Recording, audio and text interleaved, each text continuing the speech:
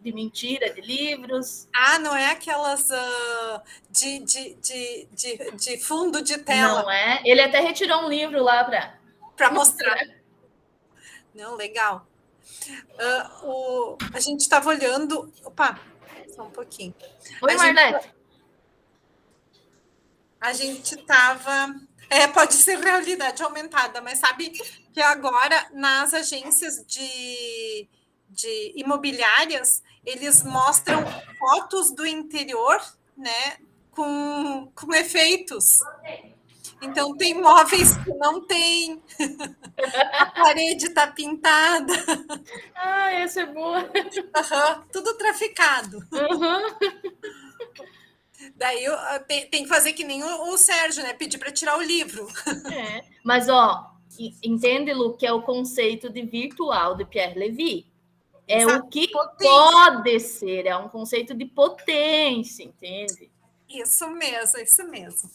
Bom, pessoal, boa tarde. Eu vi que tem bastante gente que não pôde vir hoje, mas a gente está gravando porque o Pedro levantou a mãozinha para lembrar, né? Nosso super memória, né? Nós vamos, então, hoje, na nossa reunião, né, vai ser coordenada, então, pela Naide e pela Fabiane, que vão começar a introduzir, na verdade, o assunto da nossa leitura dirigida.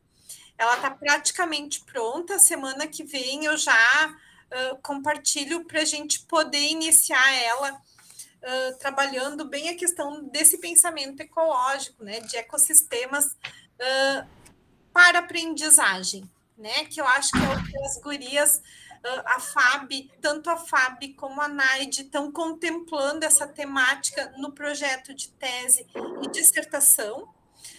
Eu não sei se vocês já pesquisaram um pouco sobre esse assunto e as gurias vão poder falar mais sobre isso.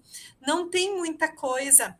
Ainda é uma perspectiva que está muito emergente. Por isso que daqui 20 anos nós seremos as pioneiras. Olha lá do bom. Exato. Eu acho que a gente está construindo história das ciências, né? Nesse momento. E eu acho que vai ser bem legal ouvir tanto da Naide quanto da Fabiane o que elas vêm desenvolvendo, porque são duas orientandas que são bastante críticas e bastante profundas nas reflexões e na própria escrita do texto. Então, eu estou bem ansiosa, acho que todos vão adorar. Então, tudo com vocês, gurias. Tomara, né, Fabi? Com todas essas expectativas, tomara que seja legal. Agora o negócio aumentou, né? Botei vocês no compromisso, né? Nossa, assim, ó. Não, mas é verdade. Eu que leio os trabalhos, né? Acho que vocês vêm num caminho de uma crítica e de uma reflexão muito importante e de diálogo com os autores, né? Porque não é só a gente chamar os autores para colocar no nosso trabalho, mas é convidar eles para dialogar com a gente, né? Acho que esse é um grande desafio e as duas vêm conseguindo fazer isso de uma maneira muito bacana nos projetos.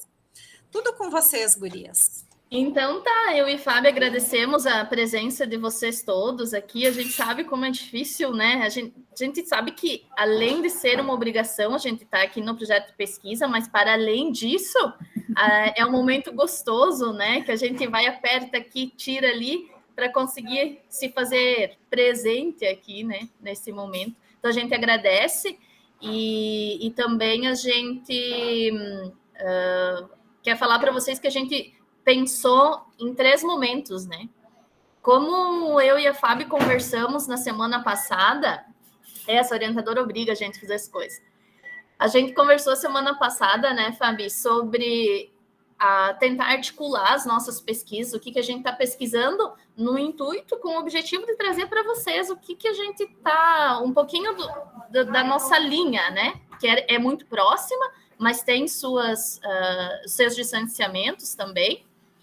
E a gente entendeu que uma forma da gente começar a fazer isso é, então, através de uma história, né? Que é algo que a gente gosta bastante, tanto a Fábio quanto eu. A gente tem se envolvido muito nas pesquisas com a recontextualização das ciências e a contação de histórias.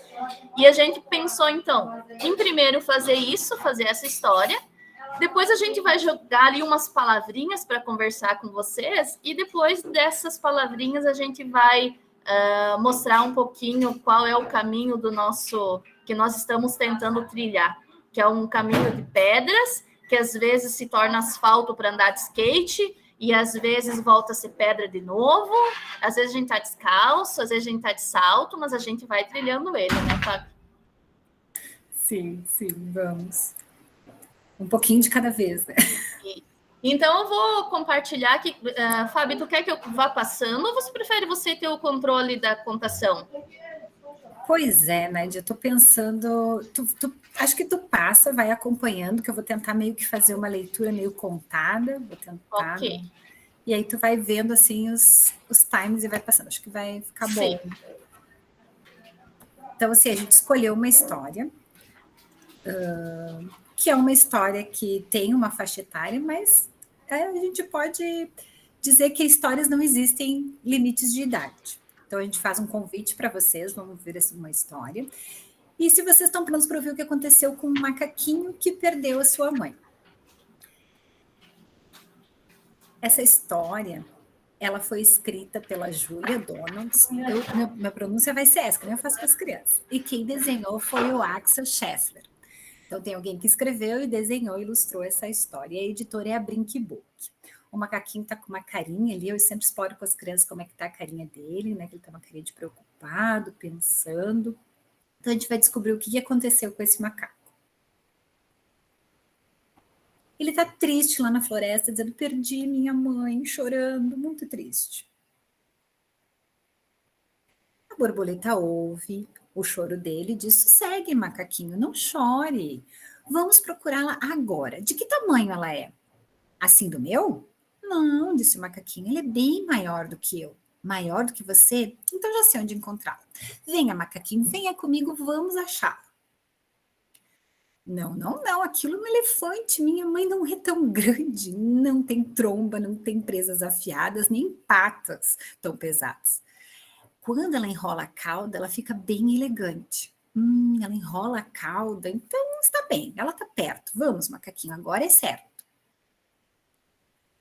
Não, aquilo é uma cobra, não se parece nem um pouquinho. A minha mãe não desliza pela floresta, nem põe ovos num ninho. E a minha mãe tem muitas pernas do que esta.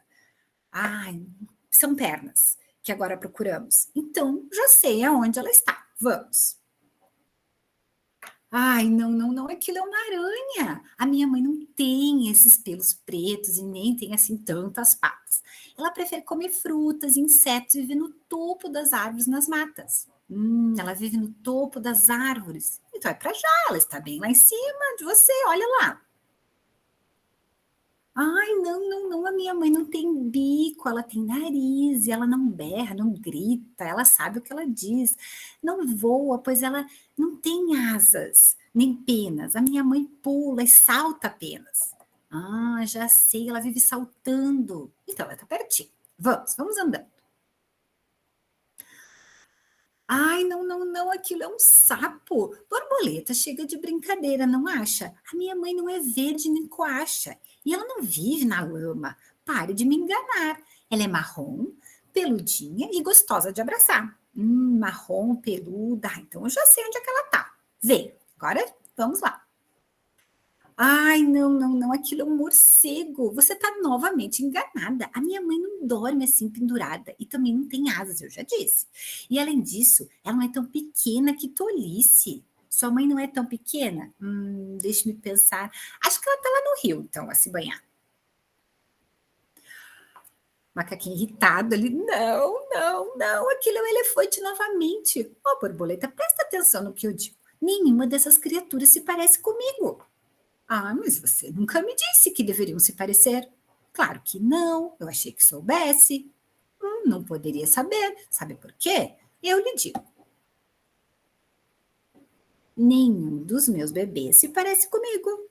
Mas se você se parecem, é fácil. Vamos logo descobrir o seu paradeiro. Aí o macaquinho encontra e diz, não, aquele é meu pai. Aí o papai chama, venha macaquinho, está na hora, vamos para casa ver a mamãe agora. Oi, e termina os dois, aliás, a família toda se encontrando. Então a ideia... Que voz de narradora, super legal. Aí tentei amenizar um pouco, porque as crianças é pior, sabe?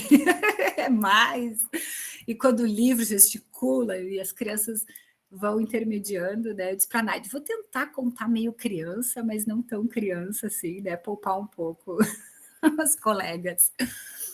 Gente... Não é? A Fábio não é uma verdadeira contadora de histórias? Maravilhosa, né? E aí nós discutindo, assim, conversando sobre o que nós ia mostrar para vocês, né? Como é que a gente ia fazer essa abordagem e tentar passar um pouquinho de que caminhos a gente tem percorrido. E aí a Fábio começou a contar essa história. E eu disse, que tal a gente contar essa história para eles também? Porque o que a gente foi percebendo? E quem sabe vocês vão perceber outras coisas que a gente não percebeu. Houve construção no conhecimento. Tinha um desafio aí. Precisava encontrar a mãe dele. E para isso foi preciso construir esse conhecimento de como que se encontrava a mãe do macaco. E dentro dessa construção do conhecimento, muitos elementos foram importantes e necessários. E aí eu e a Fábio discutimos lá semana passada que a gente entendeu que as interações, nesse momento, foram as essenciais. A gente não consegue construir conhecimento sem as interações a partir da perspectiva epistemológica de Maturana e Varela, que é a perspectiva epistemológica que a gente tem trabalhado aqui no Patétic, né?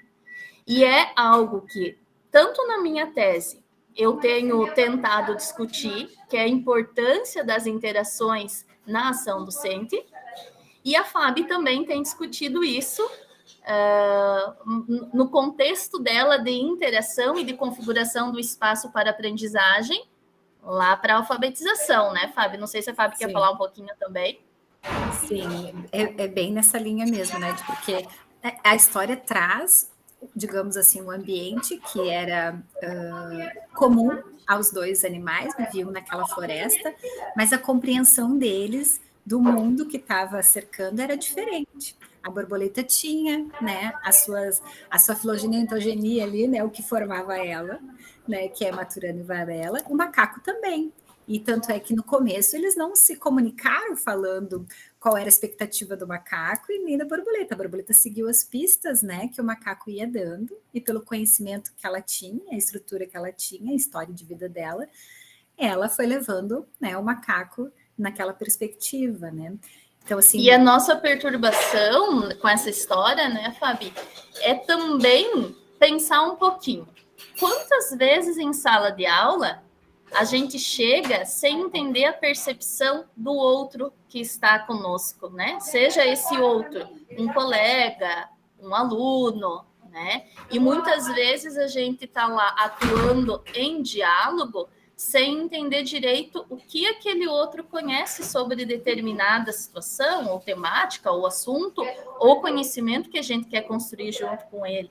Então, a gente sempre tem tensionado a pesquisa, tanto da Fábio quanto a minha, nesse contexto do pensamento sistêmico. Na minha situação, eu parto do pensamento sistêmico e também levando em consideração o livro da Teia da Vida, do Capra, né? Então, tem base nisso, entendendo que essa construção é algo não descolada de todos os elementos que estão naquele espaço, naquela configuração de espaço. Que mais, Fábio? Que, assim, a história também faz a gente refletir sobre a questão de que eles estando no mesmo habitat, no mesmo ambiente, todas as coisas estão interligadas, mas não necessariamente, dependia da vivência de cada um, né? Então, as coisas não estavam fragmentadas ali, né? Elas estão em sintonia, em conexão, mas a partir do que cada um tinha da sua experiência, né, das suas vivências, cada um pôde contribuir dentro daquele diálogo, daquela interação. Né? A Lu levantou a mão, mas eu acho que tem alguém que levantou antes. A Jana tinha levantado antes. Eu queria só fazer um comentário aqui ainda sobre a narrativa da Fábio. Eu vou dizer para vocês que eu passei trabalho com isso ano passado, tá? Porque ela foi professora do meu filho. E daí ela contava histórias na sala de aula e chegava a hora de dormir, eu ia contar a história para ele e eu tinha que ouvir assim: mãe, não é desse jeito que a prof. Fábio conta, tem que contar direito. Só um parênteses aí no comentário anterior, tá? O que eu passei no ano passado. Ai, que legal, Jana. Muito bem-vindo esse comentário. E eu acho até que esse comentário da Jana, né, que é, mãe, tem que contar direito, vem muito ao encontro, não, essa não é a minha mãe, né? E eu acho que as gurias estão trazendo, e o exemplo ali da história é muito bacana, porque se eles logo encontravam a mãe do macaco, acabou a interação, né? O quanto é legal esse compartilhamento de diferentes percepções para que a gente possa manter o fluxo e a dinâmica daquilo que as gurias estavam trazendo lá no início, né? Que é o foco, as interações, né? Então, assim, a importância da Jana não contar que nem a prof, né? E tentando encontrar outras formas, né? Ou o macaco, a borboleta, ela não encontrou logo a mão, a mãe, ela ficou presa em algumas características isoladas que o macaco foi dando, né? E a partir dessas características isoladas, juntando todas, né? Consegue então achar o pai, não é a mãe, mas é o pai. E isso também tem uma relação muito importante com a ideia do pensamento sistêmico, né? E que vem um pouco ao encontro. Deixa eu ver, acho que aqui não tem nenhuma das gurias. A Naide pegou um pouco do projeto Recontextualizar, quando a gente trabalhou o Sete Camundongos, o Eduardo. O Eduardo foi que estava bem também junto, que a gente trabalhou os 7 camundongos cegos, né? Que é essa perspectiva de poder juntar cada pedacinho para poder olhar para esse todo, né? Que esse todo não é feito dos pedacinhos fragmentados, mas esses pedacinhos precisam, como a Fabi disse antes, conectados, né? E como a Naide ali lá na fala dela, em interação. E tem uma imagem bem interessante na história que metaforicamente a gente traz, né, para a nossa discussão aqui, que é como o conhecimento ele vem aproximando, né, todos. Então, se vocês lembram ali na história, tem depois que o macaco e a borboleta começam a fazer interações com outros, eles começam a seguir, começam a se interessar por essa busca, né? E aí tem a imagem onde tem lá a cobra, tem, né, os outros animais, a arara, que eles foram procurar durante esse caminho de busca do conhecimento, e é aonde a gente quer chegar também. Porque eu e a Fábio temos tratado também de um conceito que é bem complexo e que, obviamente, não vai se esgotar nas nossas pesquisas, que é o conceito de convivências e redes.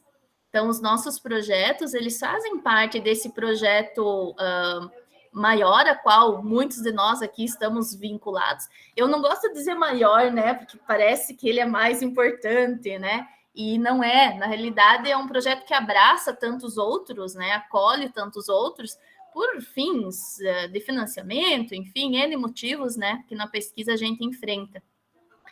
E esse conceito de redes, ele é um conceito... Algumas coisas, assim, a gente já tem percebido, né, Fábio? Que redes... numa rede não tem centro, Então, como que a gente trabalha com o conceito de redes numa escola, ou numa sala de aula, ou num sistema de educação, onde muitas vezes a gente não pensa em redes, né?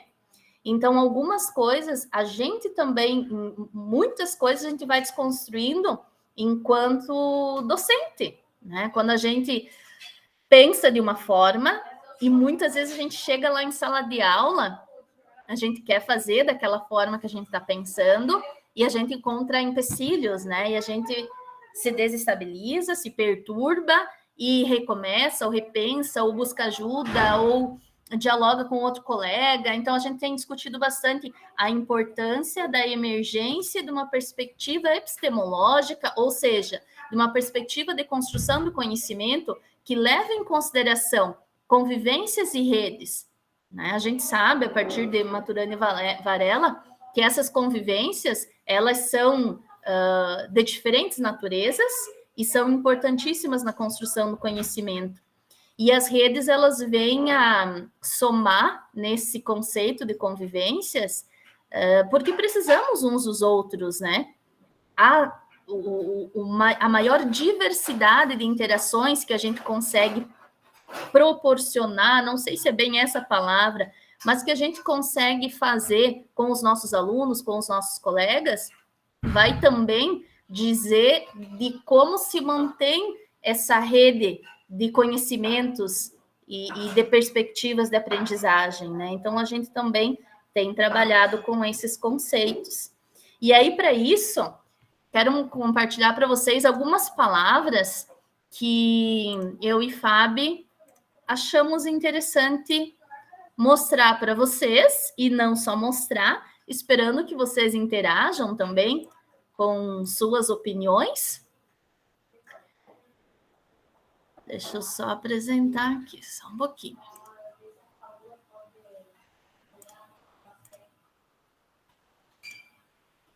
Que são as palavras-chave das nossas buscas, né? Exato.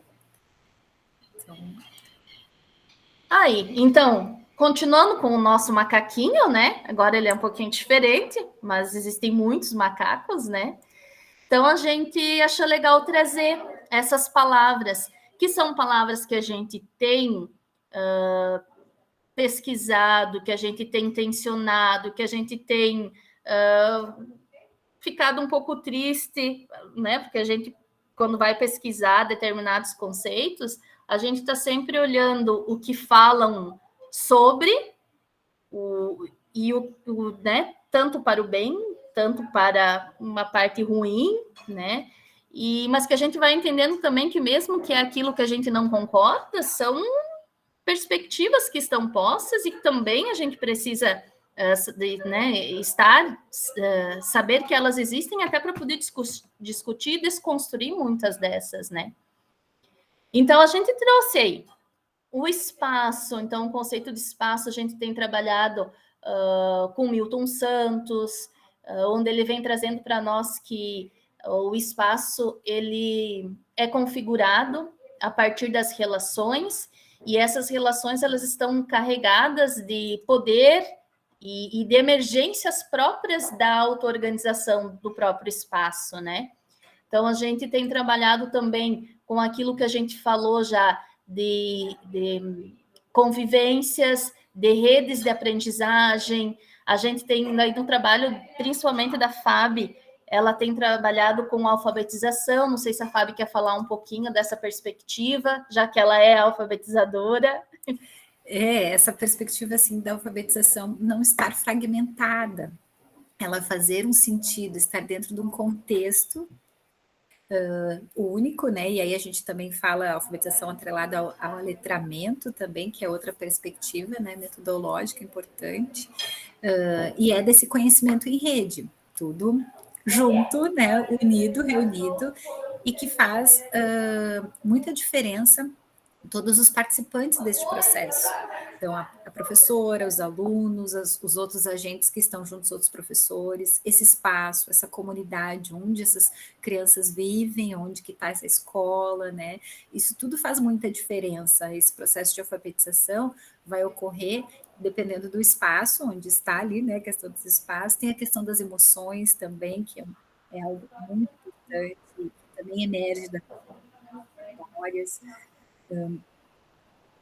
Tem a questão também da percepção de cada um, né, o que cada um enxerga numa história, por exemplo, do macaco. As crianças trazem muitos olhares, muitas contribuições, né? Os conhecimentos lembram de muitas coisas. Às vezes pode até achar que não faz sentido aquilo, mas se tu perguntar um pouquinho mais, questionar um pouquinho mais, eles conseguem estabelecer o que mexeu neles, aquela história, aquela imagem, aquelas ilustrações.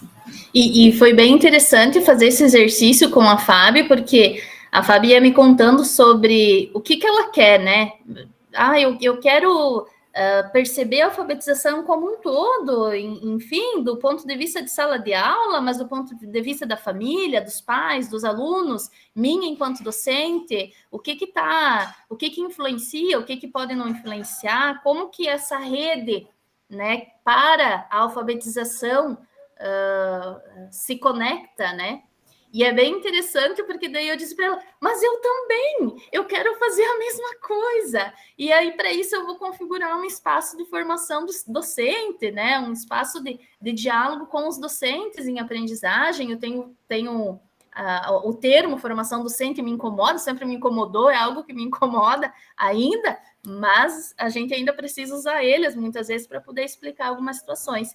E aí foi legal, uma Fábio colocando um pouquinho do que ela queria fazer e eu colocando um pouquinho do que eu queria fazer, como a gente foi percebendo a proximidade das nossas pesquisas, né? Como elas estão, assim, numa perspectiva muito alinhada de entender que a gente não constrói mais conhecimento com um falando na frente e os outros escutando. E aí, talvez essa palavra de percepção seja algo caro a nós, né, Fábio, no nosso entendimento, porque, como a Fábio falou, muitas vezes a percepção do outro não é aquilo que a gente esperava, mas é uma percepção, né, que precisa ser legitimada, que precisa ser encarada. E é lógico que daí, quando a gente fala isso, a gente também está falando de um espaço-tempo, e a gente precisa desse tempo, né, que muitas vezes nos é tirado, ou a gente tira, porque a gente também, né, a gente não podemos nos colocar como os bonzinhos e todo o resto é ruim. Somos vítimas só do Somos sistema, as vítimas do sistema. Não é isso. É no sentido de que, se estamos em interação, temos uma responsabilidade mútua na legitimação das ações que a gente faz, né? E aí Maturana e Varela vem chamar isso da coordenação das ações. Lu quer falar. Eu não me aguento, né? Verdade. Mas eu entendo.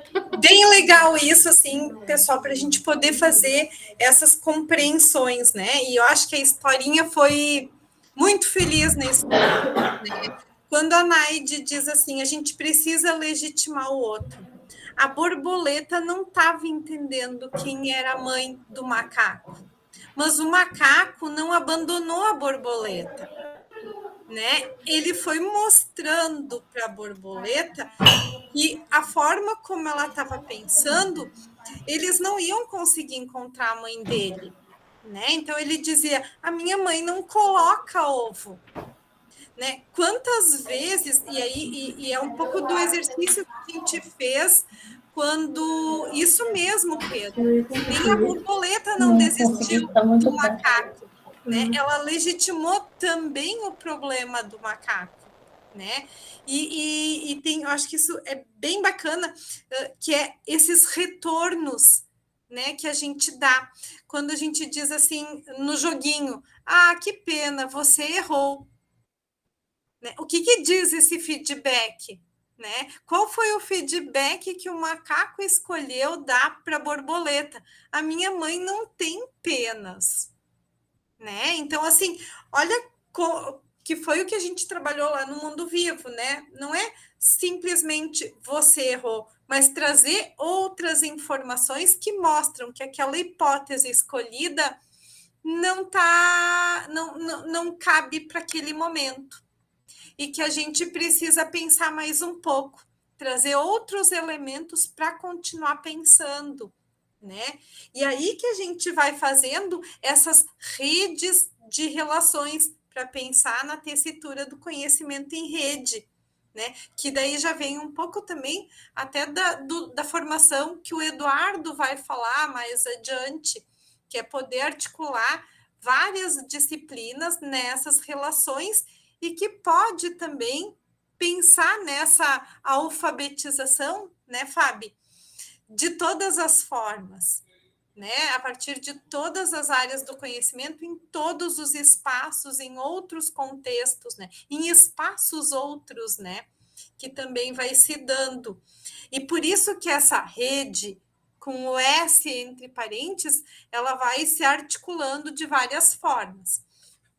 Uma rede muito bacana que a gente meio que formou foi com a Marlete lá na escrita daquele alfabeto mágico do texto, né? Então, assim, a aproximação, a gente não se conhecia, mas a aproximação se deu pela cognição, né? Pelos assuntos, pela temática. Então, essa aproximação que até a Naide falou antes, né? A gente precisa se aproximar. A gente não se aproxima em tudo, mas a gente vai encontrando nós e conexões que vão nos aproximando para outras aproximações, né? E que eu acho que aí vai dando essas rede com o S no plural. E aí eu gosto muito de falar, eu vi que a Larissa entrou agora, e aí eu ia falar agora dela, mas que bom que ela entrou, né? Que é mais ou menos isso que a Lu estava falando, né? É quando a gente consegue, que é o exemplo que eu tive com a Larissa, me encontrar no outro, que era a Larissa, né? Quando a gente também fez um trabalho muito bonito juntas aí da escrita de um artigo, ela trazendo toda a realidade ribeirinha, do que é ser um docente ribeirinho numa pandemia, e eu trazendo uma realidade aqui do Sul. Então, e eu conseguindo me ver nela, né? Pode ser que ela não tenha se visto em mim, mas é isso que a gente entende por olhar e legitimar o outro a partir das emoções que vão se estabelecendo ali, né? Para que ao fim dessas interações a gente consiga se ver no outro e ver as nossas ações juntos, né? Olha a Larissa aí.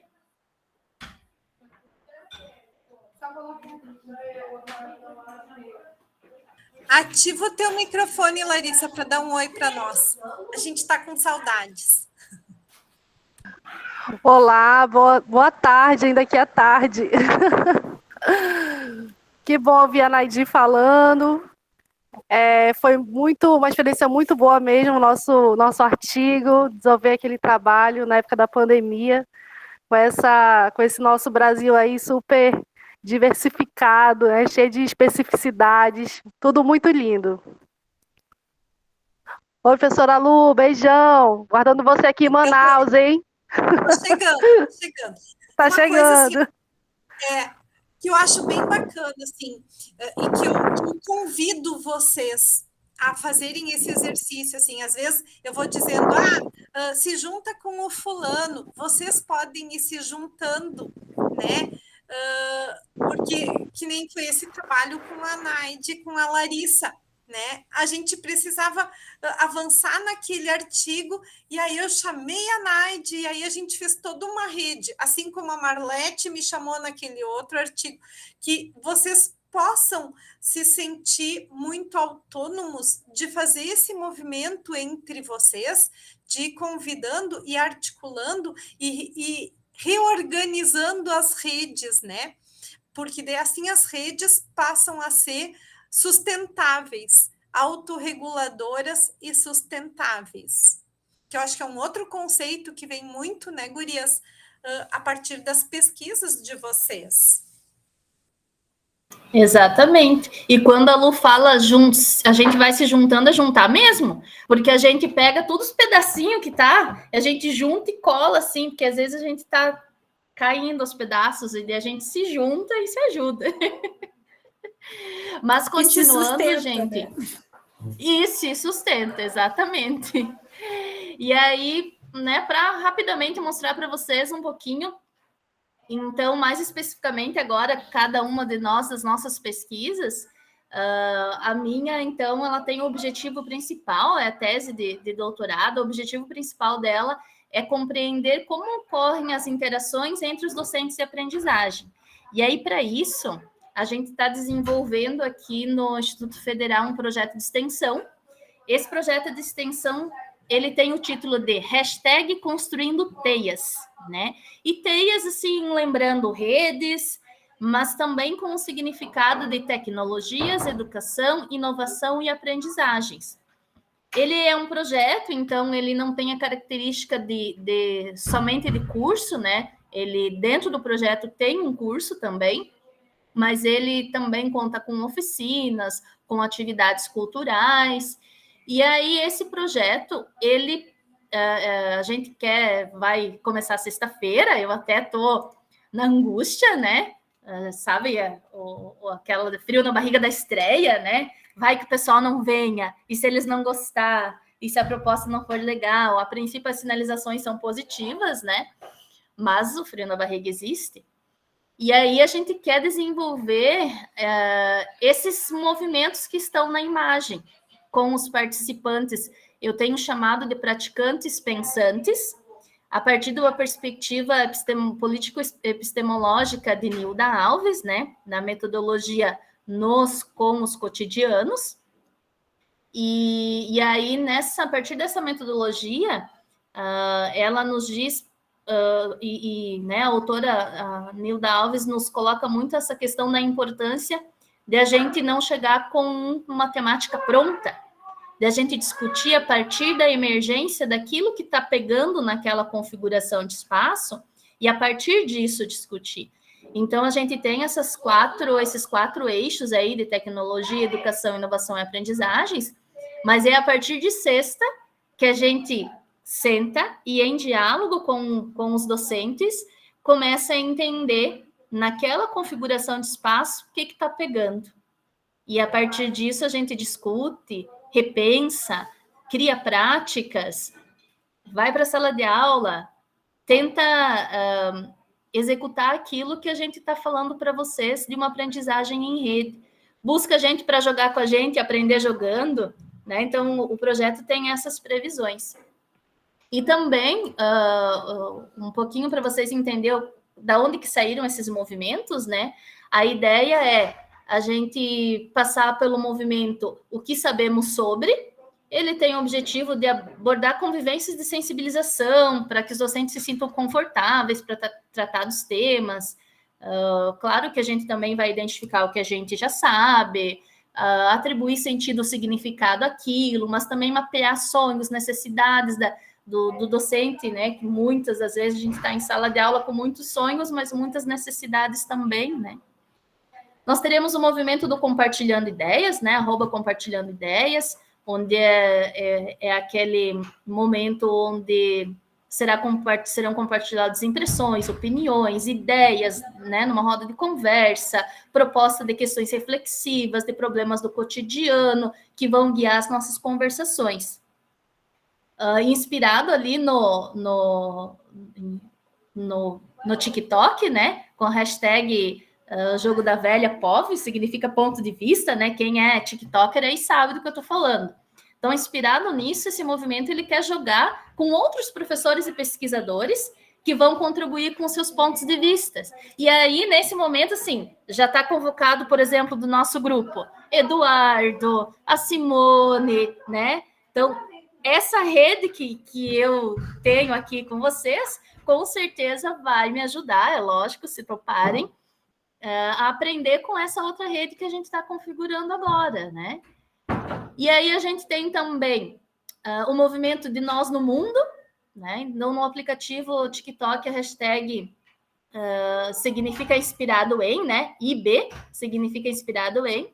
E esse movimento, ele é um convite para que a gente possa se inspirar em outras pessoas, né? Nos encontros, nos desencontros que a gente tem também, nos diálogos, e pensar propostas inventivas e interventivas para as nossas práticas, né? E também, que é um momento importantíssimo, olhando o que vivemos, esse movimento quer que os praticantes pensantes construam e reconstruam um diário de itinerância, né, e reflitam sobre as teses, as narrativas que emergem de todo esse processo de diálogo que a gente tem. E, é claro, a partir desses registros e dessas construções, aí a gente vai estar analisando como que as interações se potencializam e como que ocorrem essas interações, né? E eu queria também que a Fábio falasse um pouquinho do dela. Sim, também vou falar um pouquinho do meu. Então, assim, eu vou qualificar agora em abril, né, o trabalho, o projeto. Então, estamos nas preparativas finais, né? Mas a ideia, assim, o objetivo geral mesmo, o foco, né, da minha pesquisa é como se configura esse ecossistema para as aprendizagens. No caso, a gente estava conversando com a Lu que a gente tinha pensado inicialmente para a aprendizagem, mas não vai ter uma só aprendizagem, a gente não pode limitar esse campo para uma única coisa, né? Se a gente está olhando para esse ecossistema, que é digamos assim, um ambiente, talvez não seja essa palavra, mas todo esse circuito tramado, que é tão complexo, envolve tantas coisas, então são muitas aprendizagens que está fora do nosso controle, né? Não temos como controlar. Mas claro que eu quero olhar essa questão no meu ambiente de alfabetização, com os pequenos. A partir, né, do meu, digamos assim, o meu pano de fundo é a recontextualização e literaturização das ciências. E essa história do macaco danado é a primeira história que eu estou trabalhando com eles, e a gente está desenvolvendo muitas coisas com eles, coisas muito interessantes, assim, de estudos de ciências que eles querem buscar, saber, por exemplo, na ilustração, na história desse sapo, mas está ilustrado um sapo mesmo, porque agora já sabem a diferença do que é um sapo, uma perereca e uma rã. Aí eles descobriram que a ilustração é uma perereca, mas tudo bem, o autor escreveu sapo porque a maioria das pessoas conhece como sapo, então eles também vão trazendo essas questões, né? A cobra também, proof, mas o correto é serpente. Então, não, cobra é só a naja, mas tudo bem, o autor quis falar cobra porque serpente soa uma coisa estranha, uma serpente jiboia. Então, eles estão trazendo muitas contribuições, né? E eu até disse para a Naide, nossa, são tantas coisas que emergem, a gente está indo para um caminho sem controle, né? A gente não sabe exatamente onde vai dar, né? Aquela instabilidade, aquela questão assim, puxa, cada um está contribuindo da sua maneira para esse ecossistema, né?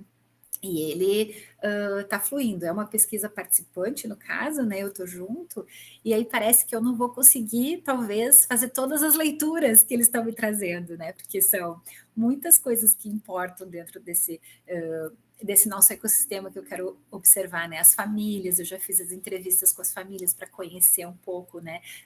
Da onde que essas crianças são, isso também importa muito nesse ecossistema, né? E eu conheço a escola, já estou há alguns anos ali. E outra coisa que eu estava pensando, essa história, eu já trabalhei outros anos com outras turmas. E esse ano, então, teoricamente, eu tinha experiência para contar essa história, para trabalhar uma certa segurança, mas está indo para outros caminhos, para outras coisas, né? Por exemplo, sexta-feira a história emergiu questão de bebês, né, os filhotes desses animais, e aí a gente foi entrar nos filhotes dos vegetais, o que eram os filhotes. Então, até isso a gente está emergindo dessa história, né? Então, a gente foi plantar, ver essa questão, eles estão achando que é mágico, que nasce de um dia para o outro, a gente foi lá olhar que realmente não é tão rápido. Então, está sendo um trabalho muito interessante de olhar a minha prática, né? E tentar enxergar como tá se configurando esse ecossistema para aprendizagem na alfabetização, que não é só a parte do ler e do escrever, que também é o meu objetivo, mas que tem muitos outros conhecimentos complexos nessa trama, né? E que depende muito de cada um deles, né? Da bagagem que cada um tem, das suas vivências, de como eles estão estruturados, né? E aí, assim, eu até mostrei para a Naide um esquema que a gente está tentando trabalhar, eu e a Lu, a gente desenhou para tentar enxergar, ilustrar esse ecossistema complexo. E aí eu já fiz várias versões. Aí a Naide, mostra como é que está fazendo isso, né? Para o grupo para ver, né? Eu até posso tentar compartilhar com vocês. Naide já virou muitas versões daquele papel, já saiu muitas outras coisas, já busquei até outros aplicativos para. Eu posso imaginar. Mas até que tu vai colocando ali, Eu acho que a Fábio traz uma palavra assim que é muito importante que a gente está descobrindo, e quando a gente pesquisa ecossistemas de aprendizagem em rede, que é o descontrole. É entender que a gente não vive mais num mundo onde a gente consegue controlar. E cada vez que a gente luta contra isso, e a gente quer o controle, mais a gente afasta da construção do conhecimento almejada, né? A gente acaba partindo para um lugar de reprodução do conhecimento. E como educadora, assim, nem sempre é isso que a gente quer, né? Quando a gente escolhe essa área, a gente quer fazer a diferença, quer construir o conhecimento junto, né?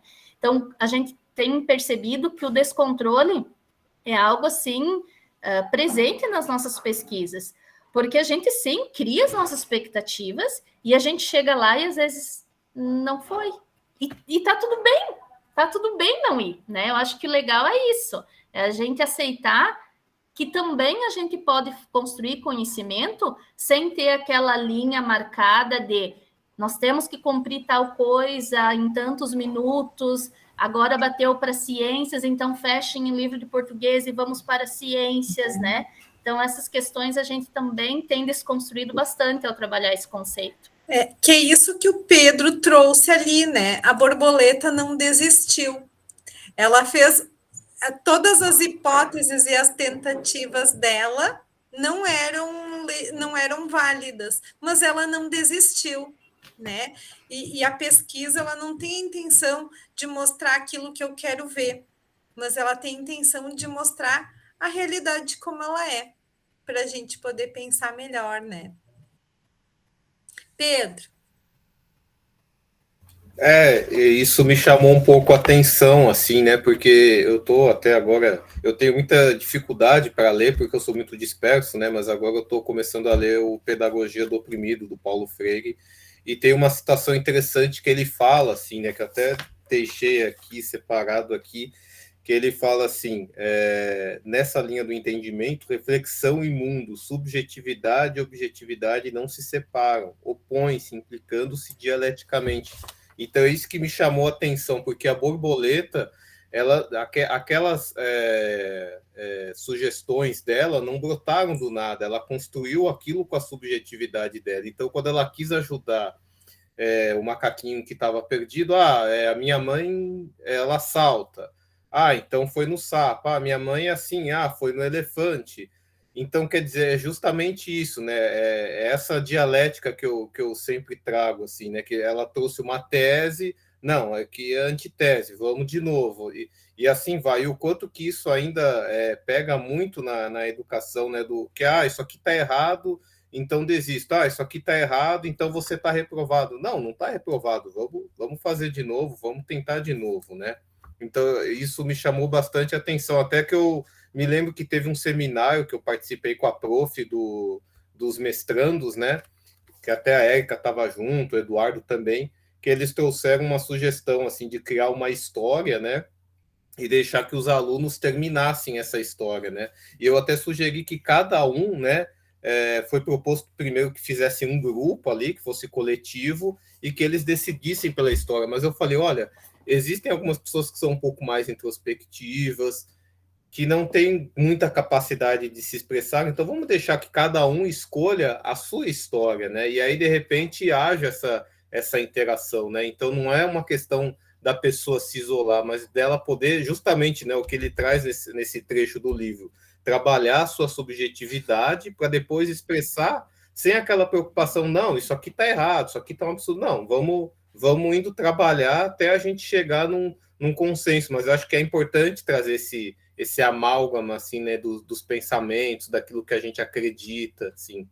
Tanto que, só para finalizar esses dias, né, até o que vocês estavam falando, que às vezes o professor tem muito essa prática de falar, né, do aluno ouvir. Esses dias eu estava tendo uma aula com a professora Cleusa, que é a coordenadora do curso de História, e ela estava trazendo toda uma apresentação, um projeto que ela construiu para aquela aula, e ela estava trazendo justamente essa questão de quanto que, às vezes, por mais que a gente dê muita importância para as tecnologias da educação, de que, ainda que nós usemos todos os recursos tecnológicos, ainda podemos trabalhar uma educação super tradicional, né? E aí eu perguntei para ela, mas professora, então se a gente não tivesse os recursos tecnológicos, como que a gente poderia fazer uma educação relacional, né? E aí ela foi trabalhando isso, no final ela disse, olha, isso é uma coisa que vocês, professores, precisam se preparar, porque eu tinha preparado todo o meu projeto de aula aqui, e o Pedro fez uma provocação, e eu tive que mudar tudo. Eu até me senti mal, pedi, não, desculpa, prof, eu não tive essa intenção, né? Ela falou, não, mas é isso, é justamente isso, assim. Então, eu achei interessante, assim, essa questão que ela trouxe, assim, quanto que às vezes a gente precisa, né, planeja tudo aquilo baseado no tempo, mas as coisas vão acontecendo de uma forma que a gente não tem como prever, assim. É isso aí mesmo, Pedro. Eu acho que falou e disse. Os perturbadores, né? E às vezes a perturbação que é feita, às vezes perturba eu, mas não perturba o outro, né? Mas elas são importantes, né? As questões perturbadoras é algo que a gente tem visto também na aprendizagem em rede, que são importantíssimas. Fábio, apareceu o teu... Eu posso fazer, deixa eu só complementar. E às vezes não perturba agora, mas perturba daqui um pouco, né? Porque eu vejo muito isso nas crianças. Não perturbou hoje, mas eu não desisto, né? Eu tô que nem a borboleta.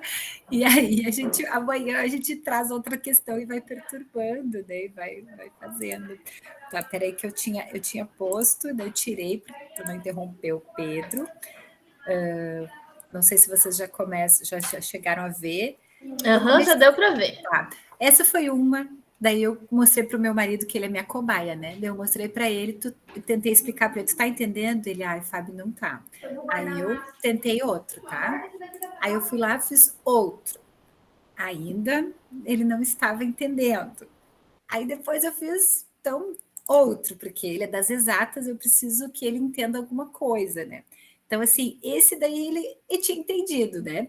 Como para mim é uma coisa presente, eu entendi, né? Mas ele, enfim, que eu tentei englobar a questão do ecossistema de aprendizagem, trazendo alguns componentes, né? Eles estão tramados, e as questões que estão em junção nesse ecossistema. Claro, é todo um trabalho que a gente vai fazendo, né?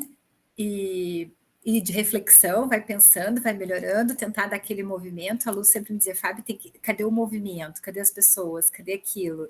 E aí eu dizia para a Naide, como é que eu vou botar tanta imagem aqui? Não vai caber, não vou conseguir. Daí a Naide, quem sabe tanto faça um esquema mesmo, não precisa botar tantas imagens. Enfim, são assim, essas perturbações de outras pessoas. E aí, por exemplo, o meu marido, que eu vou buscando, né, que ele é de outra área, para ver se ele me entendia, que eu estou pensando não é tão maluco, né? Então, só está na minha cabeça, porque a gente começa a chegar num ponto desses, né? Poxa, tu quer trabalhar um conceito de ecossistema para aprendizagem, que as coisas estão conectadas. Isso só faz sentido para mim? Não dá, né? Então, essa construção achei interessante, né? Assim, digamos, motivada pela Naide, de apresentar para vocês essa questão, esse processo, assim, né, de pensamento, que é muito sistêmico, né, que é muito complexo. Muito lindo ver esse esquema. Eu vi esse esquema no papel, com caneta, num caderninho. Muito legal ver ele agora. E fiz outros, Naide, no papel, e daí, assim, alguns só eu entendo, né? Porque virou siglas, virou um monte de coisas. E eu acho que é isso, assim, eu acho que essa fala final da Fábio, a gente já chegou às 19 horas, eu acho que é isso, assim, como tudo está conectado e a gente influencia, mas é influenciado, né?